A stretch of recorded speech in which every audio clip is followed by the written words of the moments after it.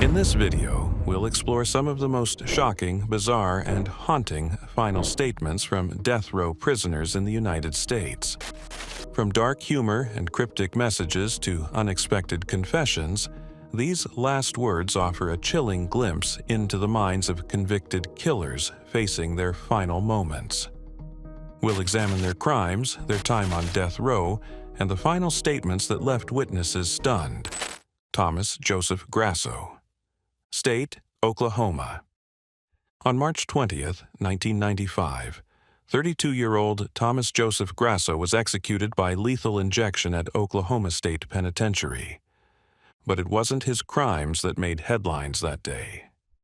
It was his complaint about pasta.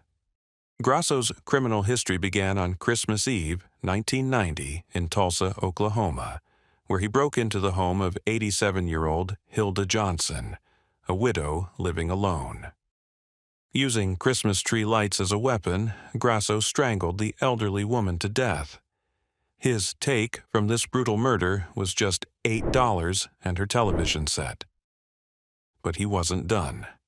6 months later, Graasso struck again, this time in Staten Island, New York. His victim was 81-year-old Leslie Holtz, whom he murdered to steal the man's Social Security check. The brutality of attacking two elderly victims for such minimal gain shocked even seasoned investigators. After his arrest and conviction, Graasso spent his final years on death row planning every detail of his last meal. He requested 24 steamed mussels, steamed clams, a Burger King double cheeseburger, barbecued spare ribs, 2 strawberry milkshakes, half a pumpkin pie with whipped cream, and a can of SpaghettiOs with meatballs. The prison kitchen prepared everything on his list, except they made a substitution.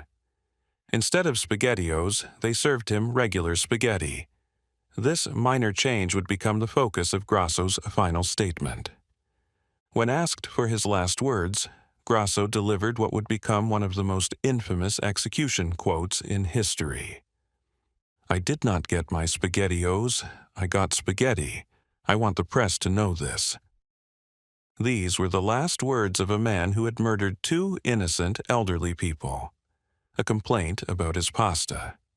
The stunning pettiness of focusing on SpaghettiOs while facing death for double murder left witnesses speechless. Robert Charles Comr. State, Arizona. Robert Charles Comr spent 20 years on Arizona's death row before his execution on May 22, 2007.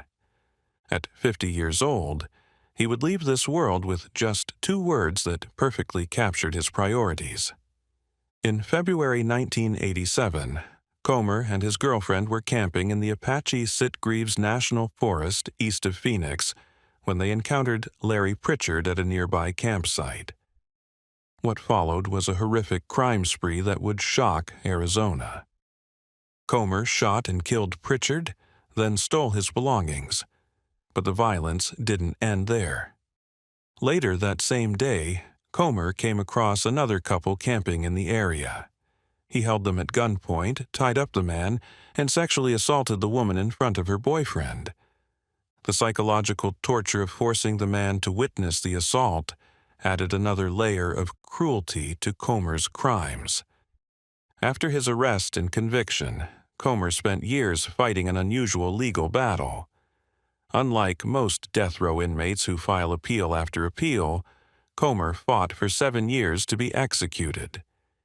He had to prove his mental competency to waive his appeals, convincing courts that he genuinely wanted to die.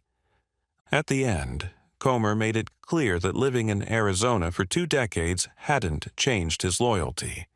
When asked for his final statement before the lethal injection began, Comr kept it simple: "Go Raiders."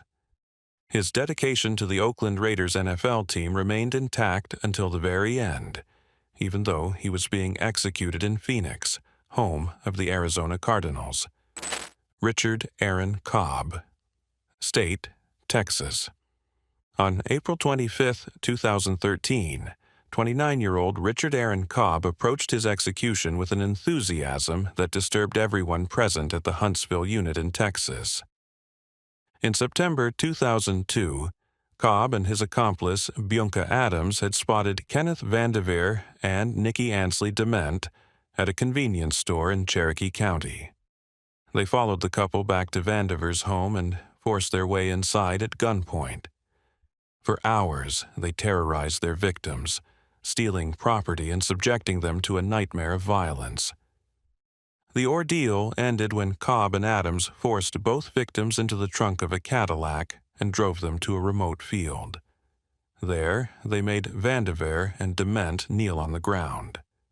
Cobb shot Vandeveer in the head, killing him instantly. He then shot Dement as well, but she survived by playing dead. After the attackers left, she managed to walk to a nearby house for help despite her injuries. Her testimony would prove crucial in securing death sentences for both men. 11 years later, as Cobb lay strapped to the execution gurney, he delivered a rambling philosophical statement about life and death being interchangeable. But it was his reaction to the lethal injection itself that shocked witnesses. As the drugs began flowing into his veins, Cobb exclaimed, "Wow, this is great. Thank you, Warden." His enthusiasm for his own execution, treating it like a recreational drug experience, left even hardened prison officials unsettled. Patrick Brian Knight. State: Texas. Patrick Brian Knight, known as the Insane Cajun, turned his June 26, 2007 execution into what he hoped would be a comedy performance. At 39 years old, Knight had spent months preparing for this moment in an unprecedented way. In August 1991, Knight and his accomplice Robert Bradfield decided to rob their neighbors, Walter and Marianne Werner, in Amarillo. The elderly couple was held captive in their own home overnight, while Knight and Bradfield ransacked the place. The next morning, rather than simply leaving with their loot, the pair executed their plan's most horrific phase. They forced the Werners to kneel, then shot both execution style in the head. The cold-blooded nature of the murders, killing helpless elderly neighbors after already robbing them, shocked the community. While on death row, Knight launched a bizarre campaign through his MySpace page, asking the public to submit jokes for him to tell as his last words. He received over 1,300 joke submissions through mail and online messages. The media attention to his joke contest drew criticism from victims' rights groups who saw it as making light of his crimes. When his execution day arrived, everyone wondered which joke he would choose. Instead, Knight delivered his own material. "I said I was going to tell a joke. Death has set me free. That's the biggest joke. I deserve this. And the other joke is that I am not Patrick Brian Knight, and y'all can't stop this execution now. Go ahead, I'm finished." His attempt at dark humor fell flat, leaving witnesses confused rather than amused. Jimmy L. Glass. State: Louisiana. Jimmy L. Glass approached his execution with a casualness that stunned observers. At just 25 years old, he would face Louisiana's electric chair on June 12, 1987, with a grin on his face. On Christmas Eve, 1982, Glass and fellow inmate Jimmy Wingo escaped from the Webster Parish Jail and needed transportation and supplies for their flight from justice. They targeted the rural home of Newton and Earlene Brown, an elderly couple preparing for Christmas. Glass and Wingo burst into the home and shot both victims to death in cold blood. They stole the couple's car and what little money they could find. The senseless murder of an innocent couple on Christmas Eve particularly outraged the community. The two were quickly recaptured and tried separately for the murders, and both received death sentences. As Glass was strapped into the electric chair 5 years later, witnesses noted he was actually grinning. When asked for his final statement, Glass delivered a line that would become infamous for its inappropriate casualness. "I'd rather be fishing." The complete disconnect between facing execution for double murder and thinking about recreational fishing left witnesses speechless. His cavalier attitude toward his own death and the deaths he caused marked him as one of the most callous individuals ever executed. James Donald French. State, Oklahoma.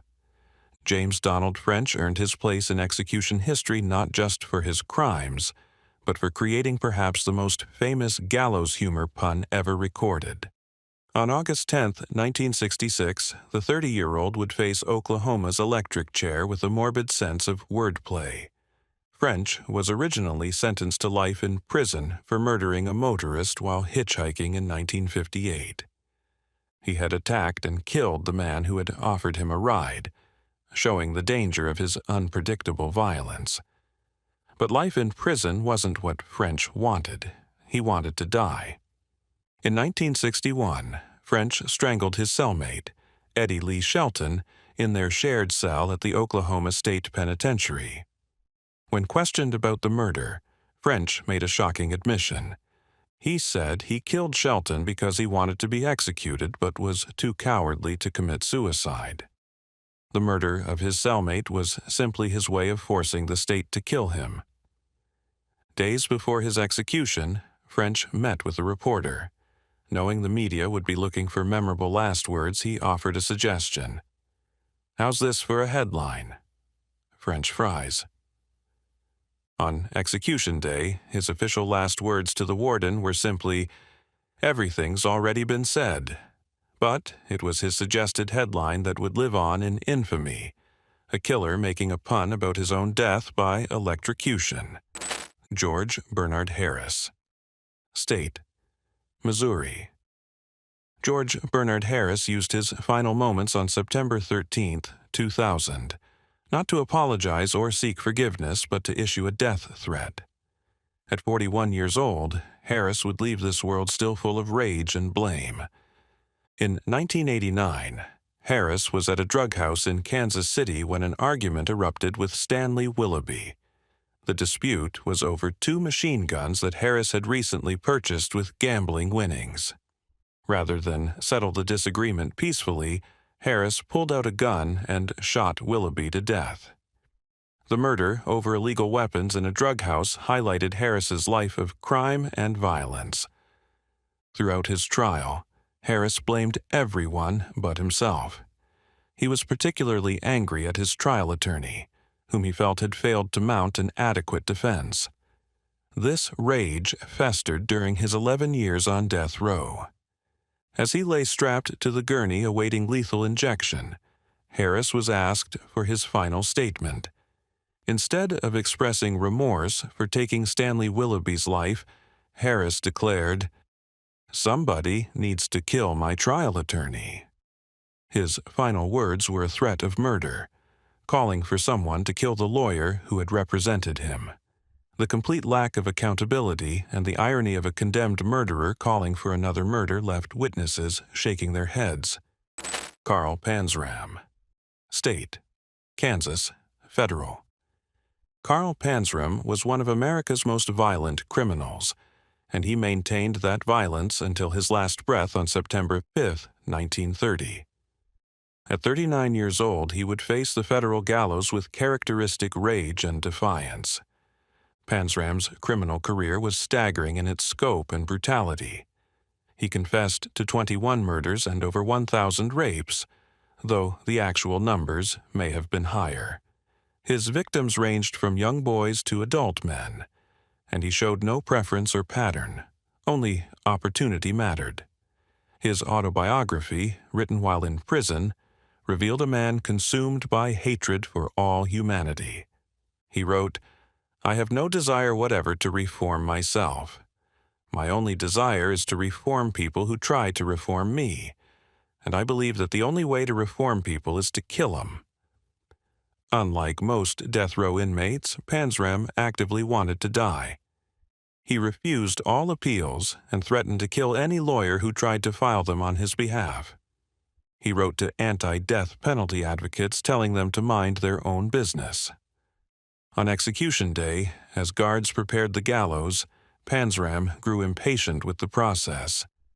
He shouted at the executioner, "Hurry it up, you Hoosier bastard. I could kill a dozen men while you're fooling around." Then, in a final act of defiance, he spat in the executioner's face before the hood was placed over his head. Even facing death, Panram's violence and hatred couldn't be contained. John Wayne Gacy. State, Illinois. John Wayne Gacy, the killer clown, maintained his crude defiance until the very end. On May 10, 1994, at age 52, he would face lethal injection for one of the most horrific murder sprees in American history. Between 1972 and 1978, Gacy sexually assaulted and murdered at least 33 young men and boys in the Chicago area. He lured victims with promises of construction work or by posing as a police officer. Once at his home, he would trick them into handcuffs as part of a magic trick, then torture and strangle them. Gacy buried 26 bodies in the crawlspace beneath his house. When that filled up, he dumped the remaining victims in the Des Plaines River, all while maintaining his public persona as a respected businessman and volunteer clown at children's parties. His arrest came after 15-year-old Robert Peast disappeared after telling his mother he was going to see a contractor about a job. That contractor was Gacy. Police surveillance of Gacy's home detected the smell of decomposition, leading to the horrific discovery in his crawlspace. After 14 years on death row and multiple appeals, Gacy's execution date arrived. When asked for his final statement, the man who had tortured and killed 33 victims offered just 3 crude words: "Kiss my ass." No remorse, no acknowledgement of his victims, just a final vulgar insult to society. Robert Charles Towery. State, Arizona. Robert Charles Towery's execution on March 8, 2012, ended with one of the most puzzling final statements ever recorded. At 47 years old, he would leave witnesses scratching their heads with his cryptic last words. In September 1991, Towery was deep in debt to Mark Jones over a vehicle trade gone bad. Rather than pay what he owed, Towery devised a horrific plan to eliminate his creditor. He lured Jones to his home under the pretense of settling the debt. Once there, Towery injected Jones with battery acid, causing excruciating pain. When that didn't kill Jones quickly enough, Towery strangled him with plastic ties. The combination of chemical burns and strangulation made for an agonizing death. Towery then robbed Jones and disposed of his body in the desert.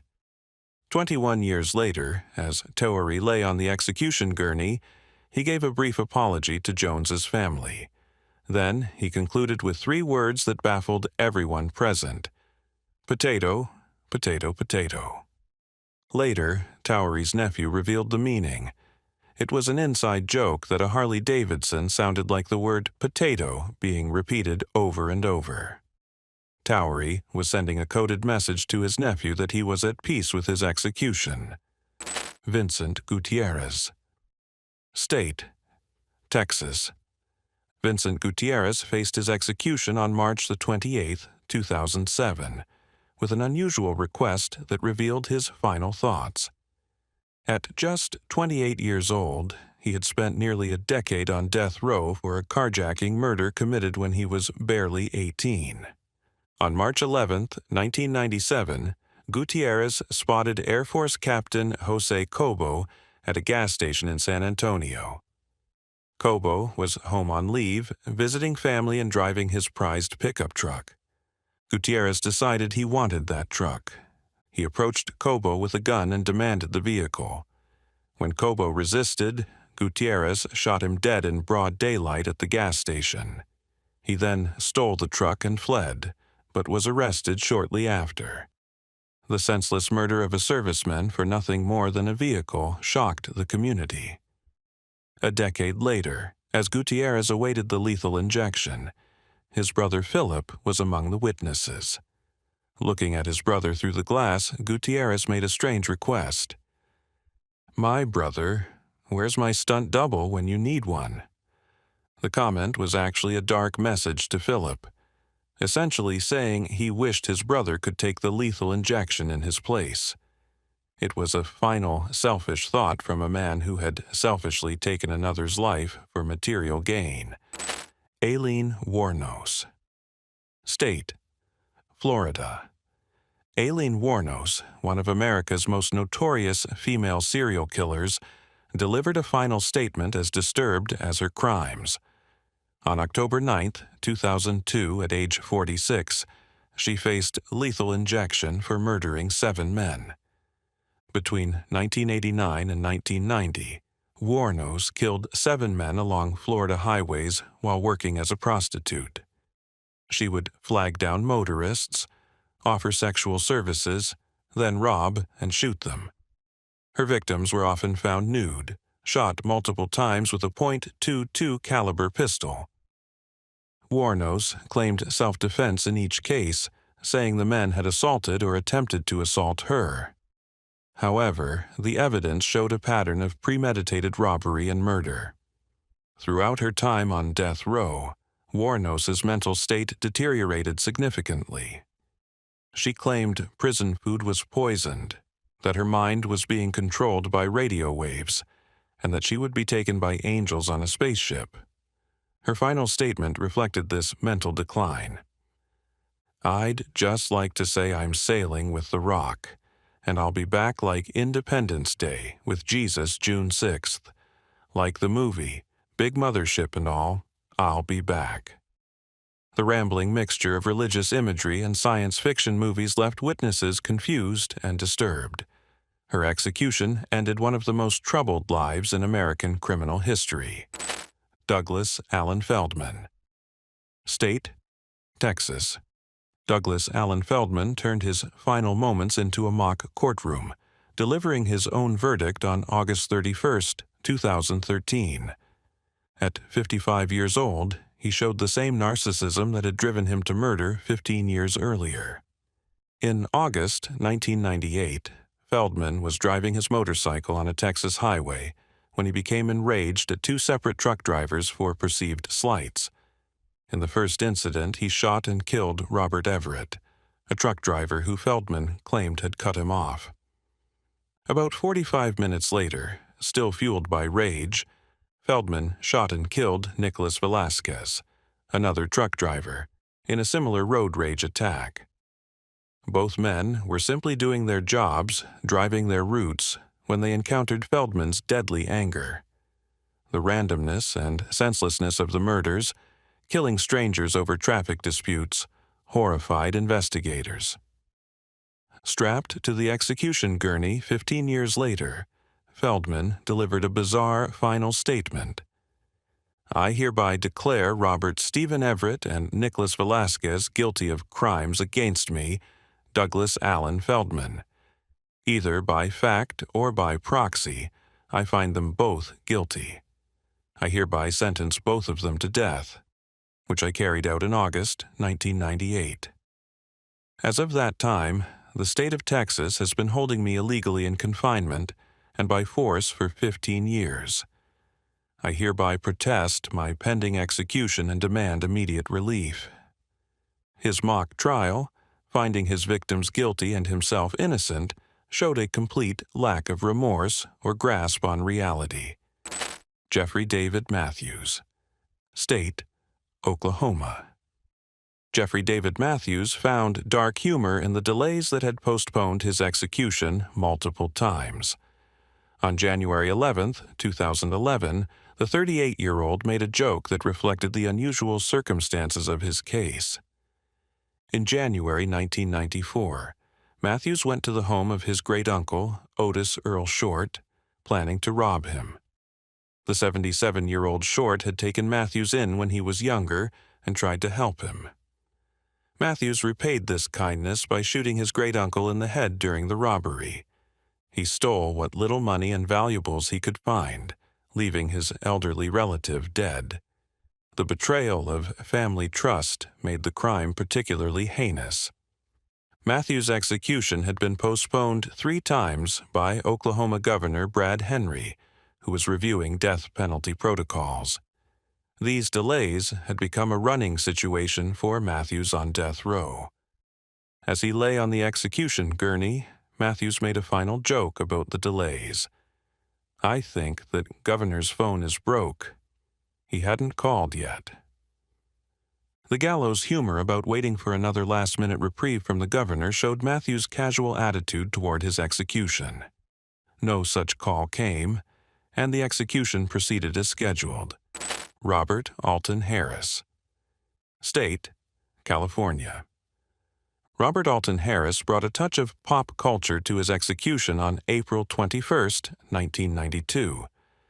At 39 years old, he would be California's first execution in 25 years, ending with a misquoted movie line. On July 5, 1978, Harris and his brother Daniel spotted 2 16-year-old boys, John Majewski and Michael Baker, eating hamburgers in their car. The Harris brothers needed a getaway car for a bank robbery they were planning. They kidnapped the teenagers at gunpoint and drove them to a remote area.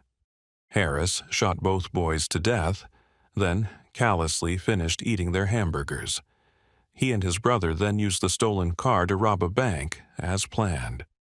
The cold-blooded murder of 2 innocent teenagers for nothing more than their car shocked California.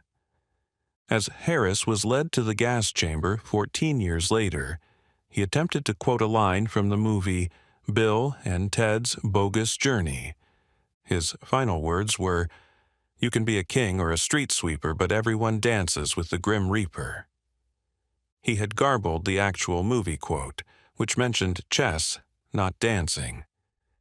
But his attempt to reference a comedy movie about death while facing execution for murdering 2 children showed a disturbing lack of gravity. Timothy McVey. State, Federal. Timothy McVey chose to let poetry speak for him at his execution on June 11, 2001. At 33 years old, the Oklahoma City bomber opted not to give a verbal statement, but instead handed out copies of a poem. On April 19, 1995, McVey parked a rental truck packed with 5,000 pounds of explosives outside the Alfred P. Murrah Federal Building in Oklahoma City. The blast killed 168 people, including 19 children in the building's daycare center. More than 680 others were injured, and 324 buildings were damaged or destroyed. It remains the deadliest act of domestic terrorism in U.S. history. McVey, a Gulf War veteran, claimed the bombing was revenge for the government's handling of the Branch Davidian siege in Waco, Texas, exactly 2 years earlier. He showed no remorse, referring to the children killed as collateral damage. Instead of speaking at his execution, McVey provided handwritten copies of William Ernest Henley's poem Invictus. The poem's final lines read, "I am the master of my fate, I am the captain of my soul." By choosing this poem, McVey was asserting that he controlled his own destiny, even in death. The lack of any apology or acknowledgement of his 168 victims spoke volumes about his mindset. Gary Mark Gilmore. State, Utah. Gary Mark Gilmore earned his place in history as the first person executed in the United States after the reinstatement of the death penalty. On January 17, 1977, the 36-year-old faced a firing squad with words that would echo through popular culture. In July 1976, just months after being paroled from prison, Gilmore committed 2 senseless murders in Utah. On July 19th, he robbed and murdered Max Jensen, a gas station attendant, shooting him twice in the head even after Jensen had complied with all demands. The next night, Gilmore robbed the City Center Motel and murdered the manager, Benny Bushnell, again shooting him in the head after he had cooperated. Both victims left behind young wives and children. After his conviction, Gilmore shocked everyone by demanding his execution proceed without delays. He actively fought against appeals filed on his behalf and even attempted suicide twice on death row. When asked why he wanted to die, he said he preferred death to spending his life in prison. Facing the firing squad, Gilmore was asked for his last words. His response was brief and direct. "Let's do it." These 3 words became one of the most famous last statements in execution history. Years later, advertising executive Dan Whiten revealed that Gilmore's words inspired Nike's "Just Do It" slogan. Johnny Frank Garrett. State, Texas. Johnny Frank Garrett's execution on February 11, 1992, was controversial from the start. At 28 years old, he would die maintaining his innocence while showing complete contempt for society. In October 1981, 76-year-old Sister Tadia Benz was found dead in her convent room in Amarillo, Texas. The Catholic nun had been sexually assaulted and strangled.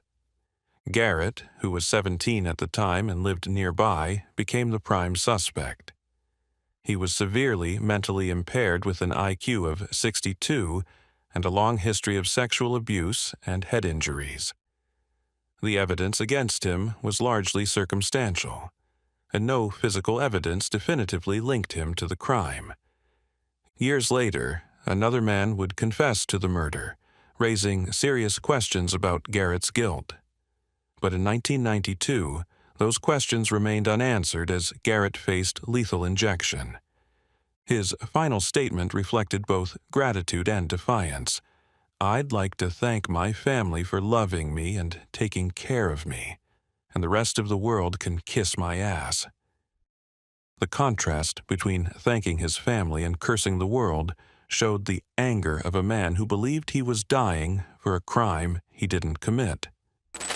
Jesse Bishop. State, Nevada. Jesse Bishop became the second person executed in Nevada since the death penalty's reinstatement, dying in the gas chamber on October 22, 1979. At 46 years old, he would copy the most famous last words in execution history. In December 1977, Bishop was desperate for money to feed his heroin addiction. He entered the El Morocco Casino in Las Vegas and approached the cashier's cage. When employees triggered a silent alarm, Bishop panicked. As he fled, he encountered newlywed David Ballard, who was at the casino with his bride. Bishop shot Ballard in the chest, killing him instantly as his new wife watched in horror. The senseless murder of an innocent bystander during a botched robbery shocked Las Vegas. Like Gary Gilmore before him, Bishop refused to appeal his death sentence. He volunteered for execution, saying he preferred death to life in prison. This decision meant his case moved through the system quickly. When asked for his final words before the gas chamber was activated, Bishop echoed Gilmore's famous statement, "Let's do it." Whether he was deliberately copying Gilmore or simply had the same pragmatic approach to death, Bishop's choice of words linked him forever to the man who had restarted executions in America. George Appel. State, New York. George Appel earned his place in execution history with a pun that showed remarkable composure in the face of death.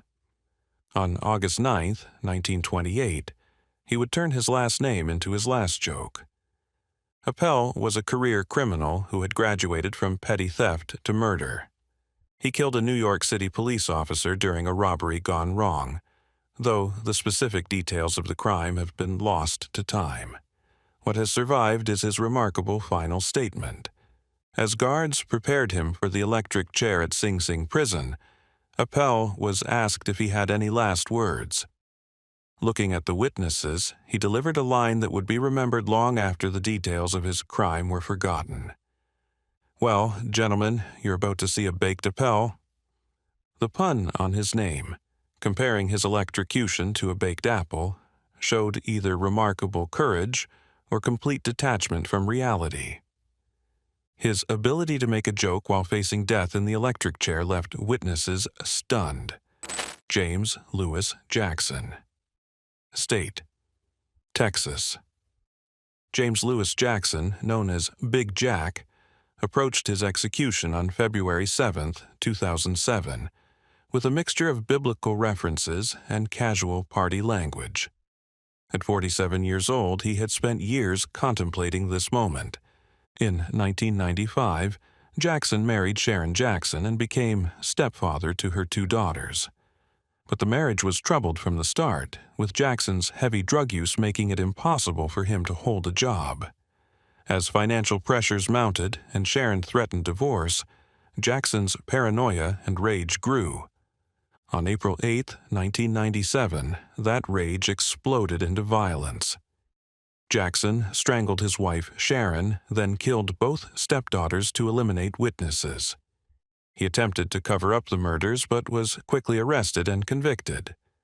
A decade later, as he awaited lethal injection, Jackson requested a substantial last meal: 4 pieces of fried chicken, fried okra, French fries, a salad with blue cheese dressing, 4 hard-boiled eggs with cheese, 2 Cokes, a pint of butter pecan ice cream, and 2 honey buns.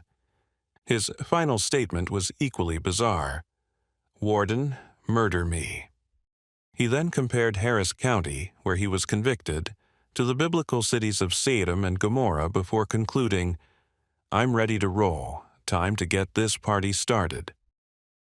The casual party reference, while facing execution for triple murder, showed a complete disconnect from the gravity of his crimes. Ray Recctor. State: Arkansas. Ray Rector's case remains one of the most controversial executions in American history, not for his crimes, but for his mental state at the time of his death. On January 24, 1992, at age 42, he was executed by lethal injection for murdering a police officer. But his story is far more complex than that simple fact suggests. In March 1981, Recctor shot and killed Arthur Criswell outside a dance hall in Conway, Arkansas, after being refused entry for not being able to pay the $3 cover charge. He went into hiding for 3 days before agreeing to turn himself in to Officer Robert Martin, who had known Recctor since childhood. But when Martin arrived to arrest him, Recctor shot the officer in the back, killing him. Then, in a desperate act, Recctor turned the gun on himself and fired a bullet into his own head. The suicide attempt failed to kill him, but succeeded in giving him a lobotomy. Surgeons removed approximately 3 inches of his frontal lobe, leaving Recctor with severe brain damage. His mental capacity was so diminished that he couldn't understand the concept of death or his impending execution. This became tragically clear during his final meal. Recctor requested steak, fried chicken, cherry Kool-Aid, and pecan pie. He ate everything except the pie, telling guards he was saving it for later. The guards didn't have the heart to throw it away until after the execution. When they came to take him to the execution chamber, Recctor seemed to think it was a medical procedure. He even tried to help the technicians find a suitable vein for the lethal injection, which took over 50 minutes to administer. His case raised serious questions about executing the mentally impaired, questions that would lead to the Supreme Court banning such executions in 2002. But that ruling came too late for Ray Recctor, who went to his death not understanding that there would be no later for his pecan pie. John Spankerink. State: Florida. John Spankerink earned his place in history as the first person involuntarily executed in the United States after the death penalty was reinstated, and his final words became a rallying cry for death penalty opponents. On May 25, 1979, the 30-year-old faced Florida's electric chair with a statement that cut to the heart of capital punishment's critics. Spankerink's path to death row began in February 1973 when he picked up hitchhiker Joseph Szymankiewicz.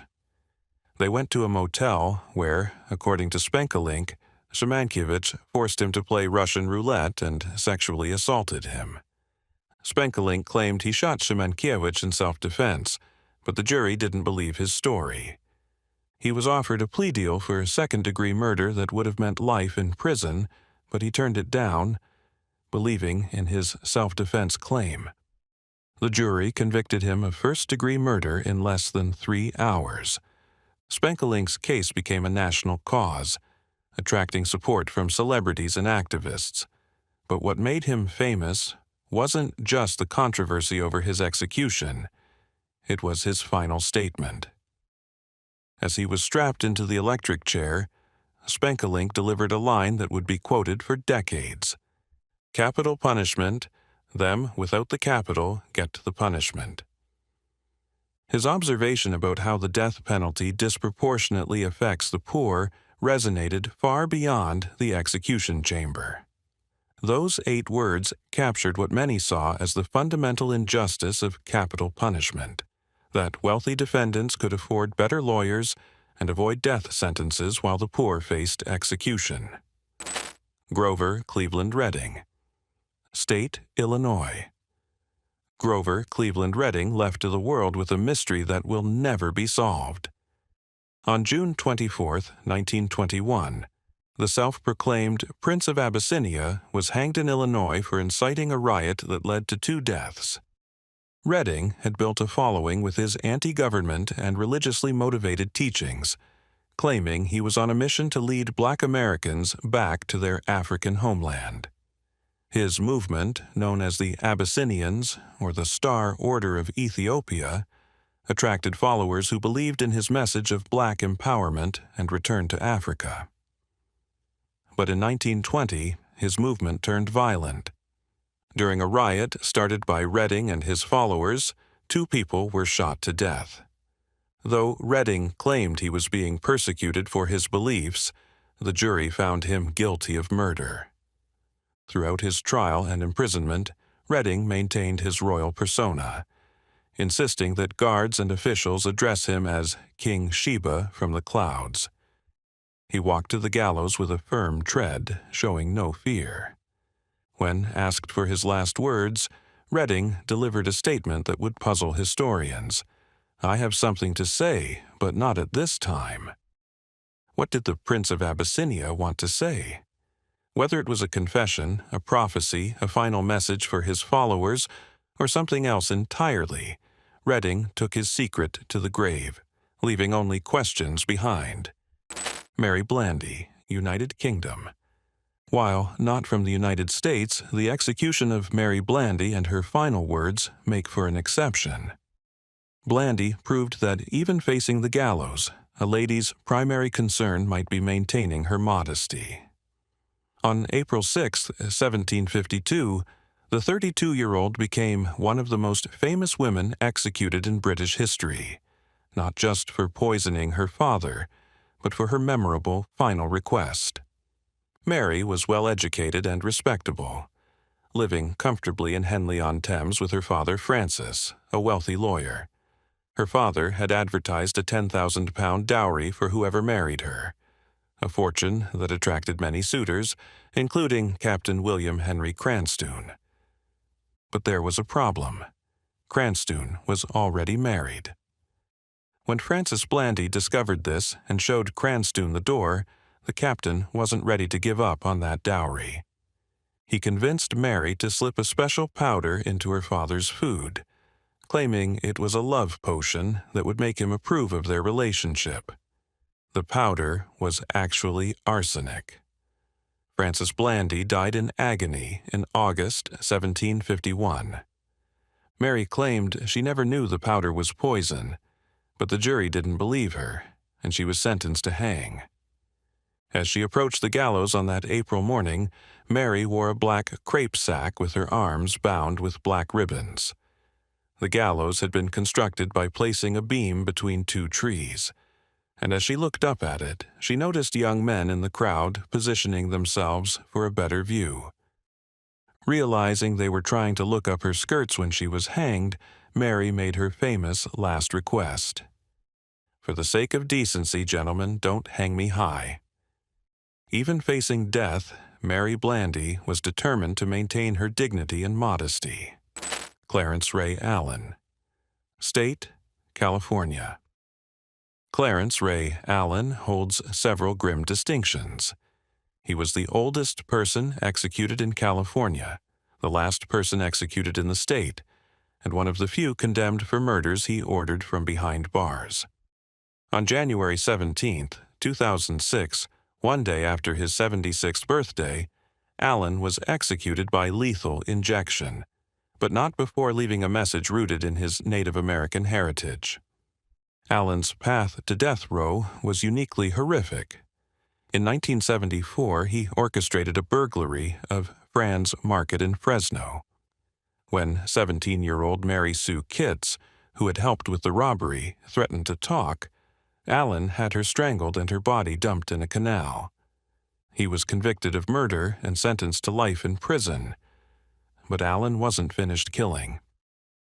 From his cell in Folsom Prison, he orchestrated a hit list of 8 witnesses who had testified against him. He befriended fellow inmate Billy Ray Hamilton and convinced him to carry out the murders once released. In September 1980, Hamilton walked into Fran's Market with a sawed-off shotgun. He killed Brian Schlatewitz, who had testified against Allen, along with fellow employees Josephine Rocha, 17, and Douglas White, 18. Allen was convicted of 3 more murders and sentenced to death. By the time of his execution, Allen was legally blind, diabetic, used a wheelchair, and had suffered a heart attack. His lawyers argued that executing someone so elderly and infirm was cruel and unusual punishment, but the appeals were rejected. Allen's written final statement was read after his execution. "My last words will be, Hoka hey, it's a good day to die. Thank you very much. I love you all. Goodbye." Hoka hey is a Lakota battle cry often translated as, "It's a good day to die," words that warriors would shout before entering battle, accepting their fate with honor. Tom, Blackjack, Ketchum. State, New Mexico. Tom Blackjack Ketchum holds the dubious honor of being the only person in American history executed for felonious assault upon a railway train. And his botched hanging became one of the most gruesome executions ever witnessed. Ketchum was a notorious train robber in the 1890s Southwest, part of the infamous Hole-in-the-Wall gang. His criminal career included murders, robberies, and terrorizing the territory. In 1899, he attempted a dangerous one-man train robbery, but was shot by conductor Frank Harrington, who was tired of being robbed. The shotgun blast nearly severed Ketchum's arm, and he was too weak to escape. He was captured, tried, and sentenced to hang. In the days before his execution on April 26, 1901, Ketchum reportedly told his lawyer, "Tell Harrington I'll meet him in hell for breakfast." He also allegedly said, "Hurry up the hanging so I can get to hell in time for dinner." But his actual last words at the gallows were more practical than theatrical. "Goodbye. Please dig my grave very deep. All right, hurry up." The execution was badly bungled. Ketchum had gained significant weight in jail, and the inexperienced hangman used a rope that was too long. When he dropped through the trapdoor, the force decapitated him completely. His head, still in the black hood, rolled away while his body fell to the ground. Even in death, Blackjack Ketchum couldn't escape controversy. Gary Burus. State, Indiana. Gary Burus brought science fiction to death row with his final words, showing that even facing execution, some people can't resist a pop culture reference. On November 20th, 1997, the 40-year-old was executed for a crime that revealed the depths of human cruelty. In January 1980, Burus shot and killed Indianapolis taxi driver Kenneth Chambers during a robbery that netted him just $40. But it wasn't just a simple shooting. Burus later confessed to a cellmate that he had forced Chambers to strip naked, held his face down on the freezing pavement, and shot him in the head as he begged for his life. The casual cruelty of the murder, humiliating and terrorizing his victim for $40, shocked even hardened investigators. Burus had suffered brain damage in 1976 when he accidentally shot himself during a robbery attempt. His lawyers argued this injury, combined with a childhood spent among prostitutes and drug dealers, should spare him from execution. But after 17 years on death row, Burus faced the lethal injection with an unusual statement. His last words were simply, "Beam me up." The Star Trek reference was wildly inappropriate given the circumstances, and there were no UFO sightings reported around the prison that day. Charlie Livingston, State, Texas. Charlie Livingston proved that sometimes the most powerful statement is pointing out the absurdity of the ritual itself. On November 21, 1997, he was executed for a murder that showed how quickly violence can explode from the most mundane circumstances. In 1983, Livingston drove to a Houston grocery store and watched a woman enter. He then crawled under her car and waited. When she returned, he jumped out, pointed a gun at her, and demanded her purse. When she resisted, he shot and killed her. The cold calculation of the crime, lying in wait under a car to ambush an innocent woman, marked Livingston as particularly dangerous. After 14 years on death row, Livingston was brought to the execution chamber. The warden asked if he had any last words, giving him the traditional opportunity for a final statement. Livingston's response cut through the ceremony with brutal honesty. "You all brought me here to be executed, not to make a speech. That's it. No apology, no philosophy, no grand statement, just a blunt observation that exposed the ritual of last words for what it was, a formality in the process of killing, and showed that sometimes the most memorable last words are the ones that refuse to play along with the script." Aaron Mitchell, State, California. Aaron Mitchell's execution on April 12, 1967, marked several significant moments. He was the last person executed in California's gas chamber before a 25-year moratorium, and the only person executed during Ronald Reagan's governorship. His final words would add another distinction, perhaps the most bizarre claim ever made in an execution chamber. Mitchell had killed Sacramento police officer Arnold Gamble during a tavern robbery in 1963. The case was straightforward. Mitchell shot the officer during the holdup and was quickly arrested and convicted. But by the time of his execution, Mitchell's mental state had deteriorated dramatically. The night before his execution, Mitchell stood naked in his cell, picking at self-inflicted wounds on his arms, smearing blood on his palms, and standing in a crucifixion pose while chanting, "This is the blood of Jesus Christ. I am going to save the world." Prison chaplain Byron Eshelman watched helplessly as Mitchell ranted throughout the night.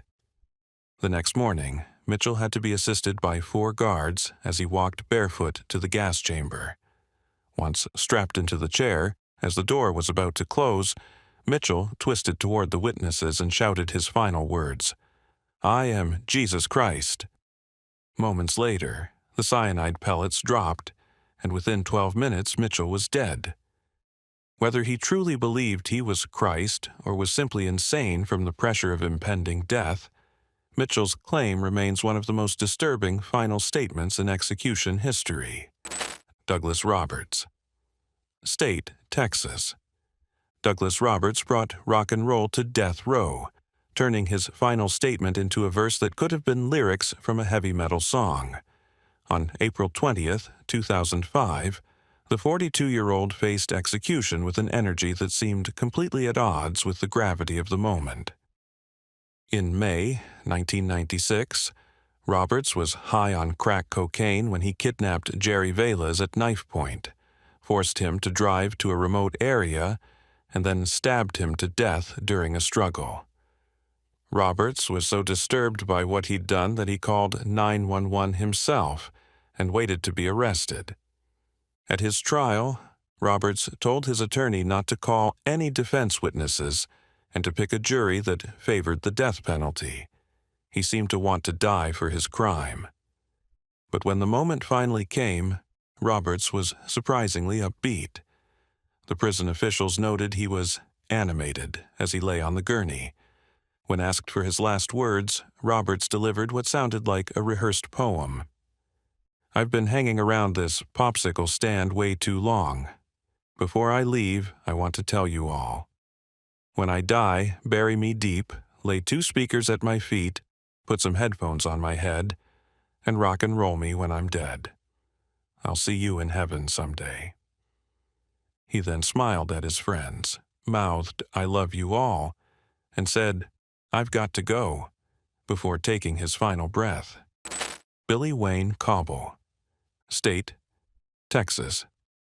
Billy Wayne Cobbell's execution on February 28, 2019, erupted into chaos, but not before he delivered one of the most cryptic final statements ever recorded. At 70, he was the oldest person executed in Texas in the modern era. In 1989, Cobbell murdered his estranged wife's parents and brother in a rage over his pending divorce. He had tied up her children before going on his killing spree, showing a level of premeditation that prosecutors called a heart full of scorpions.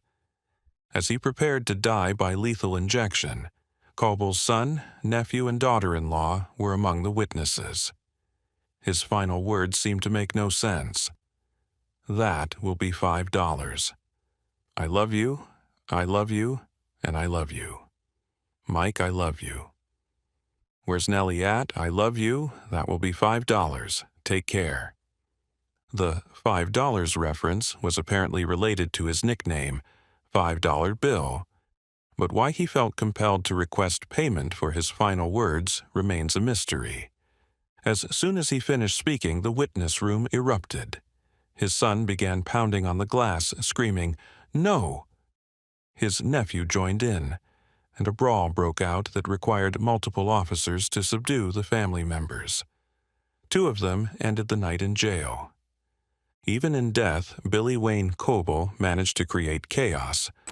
Rodney Burgett. State, South Dakota. Rodney Burgett brought dark humor to his execution on October 29, 2018, making light of the very delay that had kept him alive for several extra hours. The 56-year-old was being executed for killing a prison guard during a failed escape attempt, a crime that made him particularly reviled. In 2011, while already serving a life sentence, Burgett and another inmate beat correctional officer Ronald R.J. Johnson to death with a pipe on the officer's 63rd birthday. They wrapped his head in plastic and stole his uniform for their escape attempt, which got them through one gate before being caught. Burgett's execution was originally scheduled for 1:30 p.m. but was delayed for over 6 hours while the Supreme Court considered last-minute appeals. When he was finally brought to the death chamber after 7 p.m., Burgett addressed the delay with gallows humor. His last words began, "Sorry for the delay, I got caught in traffic." He then became more serious, thanking people who had supported him and telling several people he loved them. But as the lethal injection began to take effect, Burgett seemed surprised, asking, "Is it supposed to feel like that?" He groaned twice before falling unconscious, leaving witnesses to wonder what unexpected sensation had prompted his question. And his joke about traffic would be remembered as one of the more unusual attempts at execution chamber humor. These cases represent a view into the shocking, bizarre, and disturbing minds of condemned prisoners. Some sought forgiveness, others offered only contempt. Some made jokes, while others issued threats. But all of them remind us that even in their final moments, these individuals remained who they had always been, unrepentant criminals who had taken innocent lives. What did you think of these final statements? Let me know in the comments below. If you found this video informative, please give it a thumbs up and subscribe to the channel. Thank you.